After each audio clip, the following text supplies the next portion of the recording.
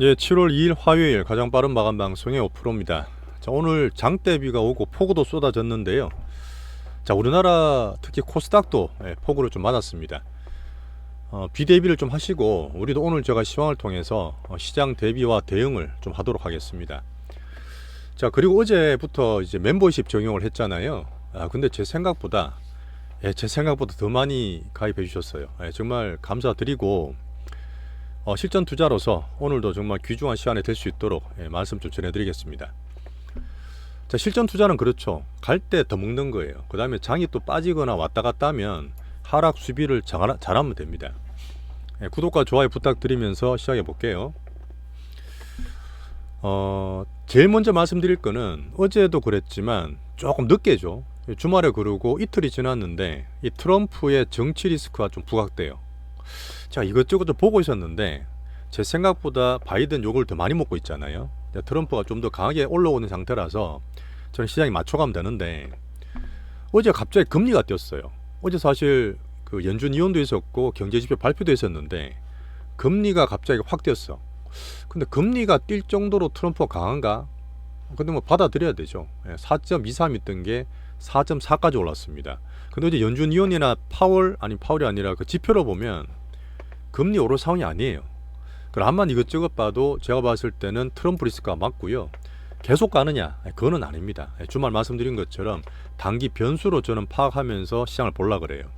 자, 그래서 지금 정시 대응, 정치 변수에 말씀드릴 거고, 하지만 우리는 가장 집중을 하고 있는 엔비디아죠. 그 다음에 주변 AI 반도체 종목들인데 한번 점검을 해보겠습니다. 자, 오늘 코스닥이 정말 바사삭했어요. 비는 이렇게 오는데 뭐 낙엽처럼 부서지고 엄청 떨어지고 우리 했던 과매도권도 이틀하고 막 그랬는데, 자, 마지막에 살짝 들어올립니다. 근데 우리나라가 특별히 무슨 일이 난 건 아니에요. 예전에 저랑 오래 해본 분은 아시겠지만 우리나라는 항상 그랬어요. 그 변동을 만드는 특징이 있고 특히 오를 때 1등 떨어지면 꼴찌입니다. 근데 지금 올해 들어서는 더 변동이 크고 특히 저는 금투세 때문에 생각해요. 이건 사실 제 생각이지만 맞을 거예요. 어쨌든 오늘도 아시아 꼴찌를 했고 다른 나라에 비해서 우리나라만 혼자 유독 변동을 심하게 개인 투심으로 흔들었습니다. 자, 이런 코스닥을 점검을 해보고요. 우리 주도주 대응법 한번 체크를 할 겁니다. 개별주도 볼 거고, 결국은 우리나라 이렇게 막 흔드는 거는 항상 이 개인들 그러면 떨어져 나가고 그래서 많이 빠지고 있지 않습니까? 우리는 세심하게 보고 시장을 제가 자세히 말씀을 드리겠지만 우리 포토나 매매는 묵직하게 하셔야 돼요. 기준을 잡고 무게감 갖고 가져가시면 되니까 너무 걱정 마시고 오늘도 강강약약 기준 잡으면서 제 말씀 드릴게요. 자, 7월 달에 양봉을 되게 기대했습니다. 자, 미국은 양봉이었어요. 미국 잠깐 볼까요? 어제 미국은 그렇게 흔들어도 나스닥이 그래도 월 아직 양봉이야. 어제 뭐 트럼프 리스크 그래도 미국은 제일 강한 애들답게 괜찮습니다. 물론 변수는 생겨서 조금 제가 감안할게요. 자, 7월 31일입니다. 한 달인데 매일 마지막이에요. 우리나라 따지면 8월 1일입니다. 그리고 그 사이에 별 이벤트가 없어요. 자, 물론 7월 중순부터 어닝을 좀 봐야 돼요. 뭐 이제 빅테크 같은 거는 뒤에 나오겠지만 지금 그런 약간 소강 상태에서 트럼프의 정치 변수가 부각될 수 있습니다. 그래서 제가 조금 더 신경을 쓰는 거예요. 정시장 살짝 받을 수 있고, 트럼프나 바이든 얘기는 좀 드리고 있는데, 자, 트럼프가 겁을 주고 하는 게 관세 정책이다. 관세를 심하게 때릴 거야. 자, 그리고 재정 정책 돈을 더 써서 감세하고 막 그랬잖아요. 그렇게 되면은 금리가 올라가고 인플레 안 잡힐 거야.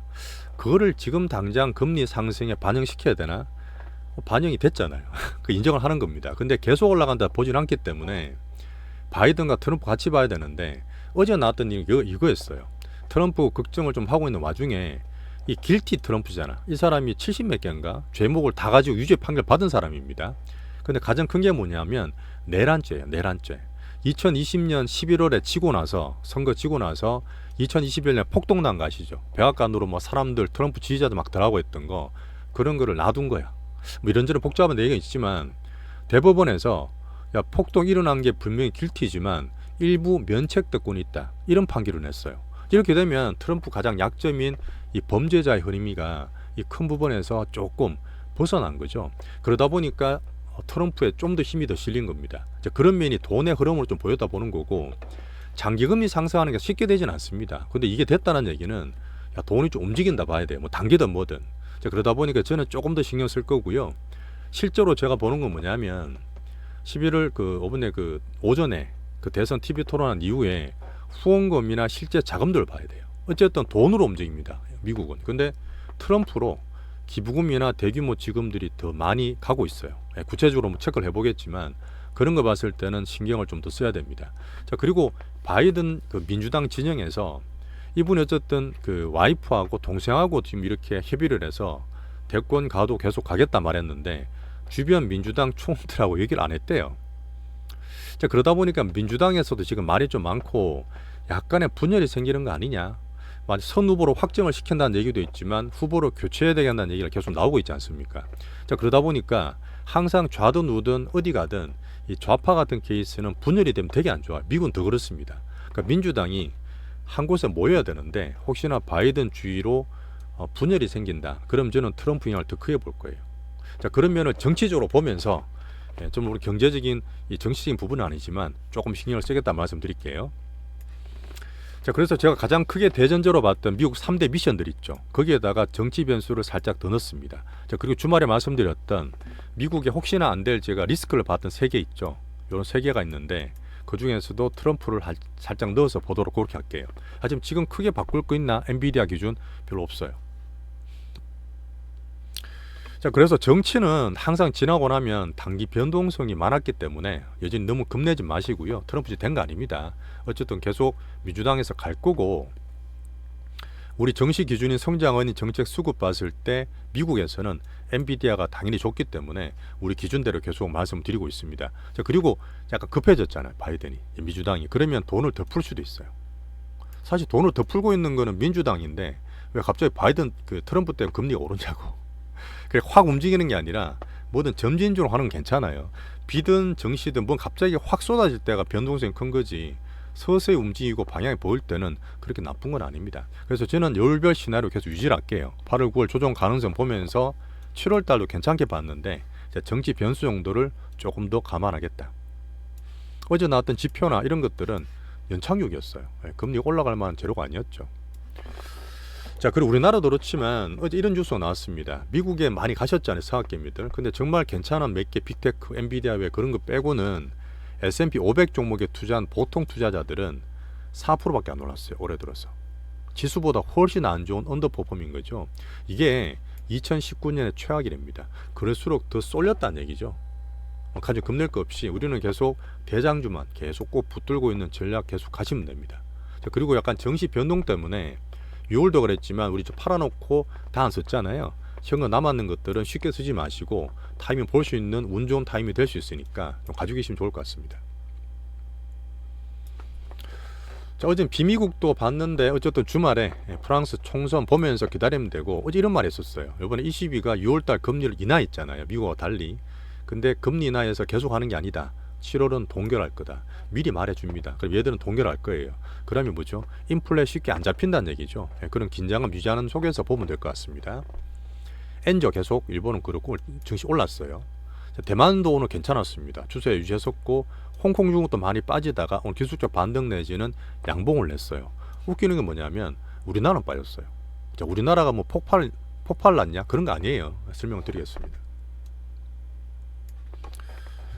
항상 그래요. 우리나라가 항상 아시아 꼴찌 변동성 1등 올라갈 때는 또 밑에서 많이 빠졌기 때문에 상승률도 1등 할 때 많습니다. 그러니까 우리는 변동성이 약한 거지 정시 변동성에 적응을 하셔야 돼요. 저랑 같이 하셨으면 많이 들어보셨을 건데 우리나라 사람들이 특히 수급과 투심이 더 문제입니다. 근데 지금 금투세 얘기들 있잖아요. 금투세 이것 때문에 조금 더 영향을 많이 받는다 보시면 돼요. 자, 일단 오늘 코스피는 지수는 괜찮았습니다. 코스피는 그렇게 걱정이 사실 안 돼요. 물론 양봉도 아직은 삼성전자 때문에 살짝 꺼져 있지만 아직까지 괜찮다 저 보고 있거든요.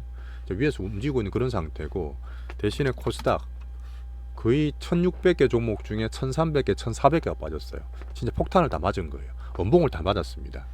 그러다 보니까 투심이 더 안 지어지고 사람들 마음이 더 불안한 거죠. 일단 나눠서 말씀드릴게요. 자, 코스피는 괜찮습니다. AI 반도체 여전히 대장이고 제가 마이크론, 엔비디아 수출, 삼성전자 외국 수급 다 말씀드리면서 흔들어도 가져가시면 돼요. 뒤에 자세히 말씀드릴게요. 오늘 현물은 괜찮았지만 외국인이 변동성 단타치는 선물로 흔들었어요. 선물 계속 못 판다 말씀드렸잖아요. 하지만 코스닥은 1350개나 빠졌고 투심이 되게 안 좋았습니다. 근데 거기에서 막판에 지금 살짝 땡기는데, 지금 막판에 그러고 있는데 외국인이 자기 마음대로 하는 거예요. 1000억씩 때리다가 살짝 사주니까 살짝 올라갑니다. 기관은 그냥 바보예요. 보지 마시고. 어쨌든 지금 팔 때 다시 또 때리고 있는 거죠. 제가 볼 땐 그렇습니다. 올해 들어서 기관들이 안 좋게 보고 금투세를 뭐 염두에 둔다고 하지만 투심, 그 투심도 마찬가지고 연기금도 마찬가지인데, 사실은 보시는 분 계실 거예요. 사모펀드 보셔야 돼요. 기관 중에 사모펀드 섹터를 보셔야 되는데 올해 들어서 전체 기관의 반 이상을 얘들이 때렸어요. 안 좋은 거예요, 사실은요.